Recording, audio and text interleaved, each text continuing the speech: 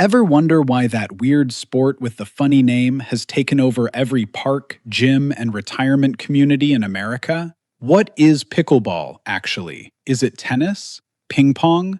A kid's game your grandma somehow got obsessed with? And why does everyone yell, "Let's keep it out of the kitchen," like it's a cooking show gone wrong? Today, we're breaking down exactly how pickleball works. Stick around, because by the end of this video, you'll understand pickleball better than half the people playing it at your local park right now. Okay, so picture this. It's the 1960s on Bainbridge Island in Washington state. Three dads, yeah, just three regular dads, come home from golfing, and their families are bored. Bored kids, bored spouses, nothing to do. So one of them, this guy named Joel Pritchard, digs around his garage and finds ping pong paddles. That's it. Ping pong paddles and a badminton court with no net high enough, so they lower it. And they're using a perforated plastic ball, like a wiffle ball, basically. And that, my friends, is pickleball, born out of pure boredom and garage junk. Now here's a fun little debate. Nobody's 100% sure why it's called pickleball. One story says it's named after the family dog, Pickles, who used to chase the ball around. Another story says it's from pickle boat, which is a rowing term for a boat crewed with leftover, mismatched oarsmen, kind of like this game was thrown together with leftover equipment. Both stories get told, so take your pick. But either way, yeah, it's a weird name for what's become one of the fastest growing sports in the entire country. So why are we talking about this today? Because on this channel, we take games, board games, card games, sports, whatever people are confused about, and we break them down so simply that literally anyone can understand them in minutes. No jargon, no assuming you already know stuff. If that sounds like your kind of channel, hit subscribe and smash that like button, because we've got a lot more of these coming. Alright, let's actually talk about how you play this thing. So, pickleball is basically a mashup. Take the court size of badminton, the net height of tennis, but shorter, the paddle from ping pong, but bigger, and the ball from, well, imagine a wiffle ball had a slightly more serious older cousin. Mix all that together, and boom, pickleball. The court is small, about 20 feet by 44 feet, which is roughly the size of a badminton court.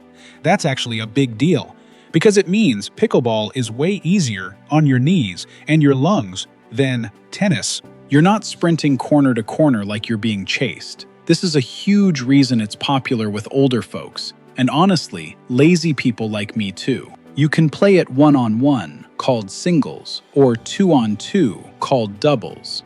Doubles is way more common, especially for beginners, because you've got a partner covering half the work.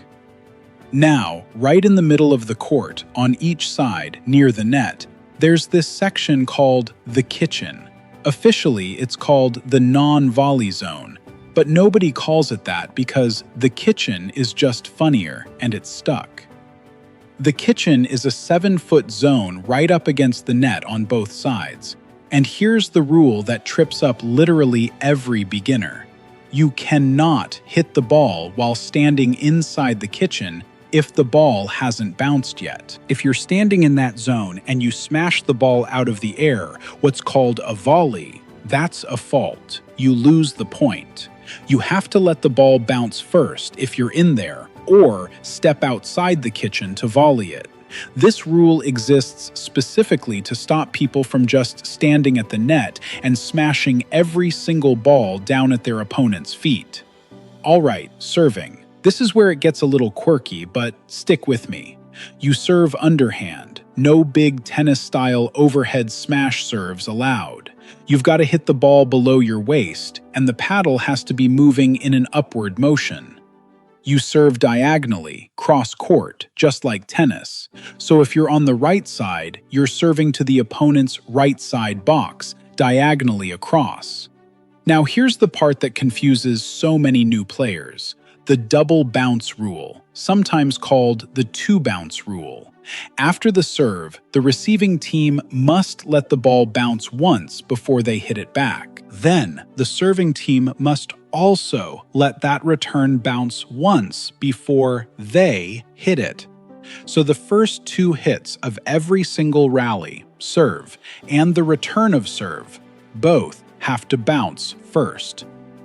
After those two bounces happen, then it's open season. You can volley or let it bounce, whatever you want, for the rest of the rally. Why does this rule exist? Because it stops the serving team from just rushing the net immediately and smashing the return before the other team even gets set up. It forces everybody to actually get into position and play a real point. Quick pause. If your brain just did a little "wait, what?" moment on that double bounce rule, don't worry, that's completely normal. Honestly, that one rule alone is probably why half the people playing pickleball right now at your local court learned it wrong. We're going to clear up the scoring next, and this is the part that confuses people even more, so don't go anywhere. Okay, deep breath, because this is where it gets a little wild, but I promise, by the end, it'll click. Traditional pickleball scoring, which is what most official USA pickleball tournaments and most rec leagues use, only lets the serving team score points. This is called side-out scoring. If you're receiving and you win the rally, you don't get a point, you just get the serve. The score literally does not move unless the serving team wins the rally. Games are usually played to 11 points, and you have to win by at least 2. So if it's 11-10, you don't stop. You keep playing until someone pulls ahead by 2, like 12-10 or 13-11. Now here's the genuinely confusing part, and I want you to really lock this in. In doubles, when your team is serving, both players on your team get a chance to serve before the serve passes to the other team, except for one specific moment. At the very start of the entire game, only one person serves before the serve switches over. Because of this, the score in pickleball is actually announced with 3 numbers, not 2.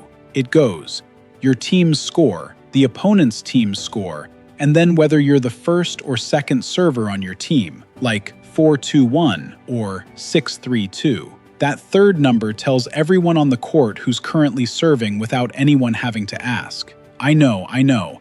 That sounds like way too much math for a backyard game. But once you play a couple points, it becomes second nature, I promise.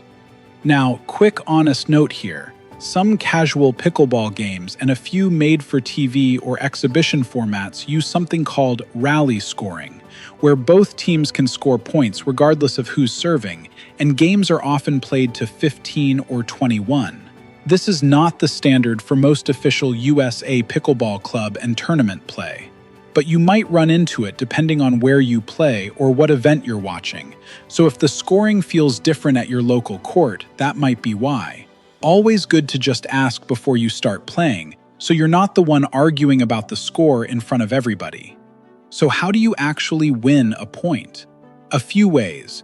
Your opponent hits the ball out of bounds, they hit it into the net, they fault by volleying in the kitchen, they fail to let the ball bounce during that double bounce rule window, or the ball bounces twice on their side before they return it. A couple more quick rules to round this out. If the ball touches the line, it's considered in, same as tennis. If your serve lands in the kitchen or hits the net and doesn't make it over, that's a fault and the serve passes over. And here's a fun little quirky one. If the ball hits the net post but still lands in the correct area, it's still in play. It's called a let in some racket sports, but in pickleball, that ball just stays live. So don't be the person yelling "do-over." Check the rule book first, because chances are that point counts. So why has this random garage-invented sport from the 60s exploded into one of the fastest-growing activities in America? Honestly, it's the perfect mix. It's easy enough for a total beginner to have fun in their very first game, but there's actually real strategy once you get into that kitchen rule and start playing smarter shots. It's social. It's usually doubles, so you're chatting with people between points. And it's genuinely low impact, so your knees, your back, your grandparents, everybody can play. It's basically the sport equivalent of a board game that's simple enough to teach in 5 minutes, but deep enough that people spend years getting better at it. And that's how pickleball actually works. The serve, the kitchen, that sneaky double bounce rule, and yes, that slightly confusing scoring system that now hopefully makes a lot more sense. If this helped clear things up, do me a favor, drop a comment and tell me if you've played pickleball before, and if you got the scoring right or wrong the first time you played. Hit that like button, share this with a friend who's about to embarrass themselves on the court, and subscribe for more How Games Actually Work breakdowns. We've got board games, card games, and way more sports coming your way. See you in the next one.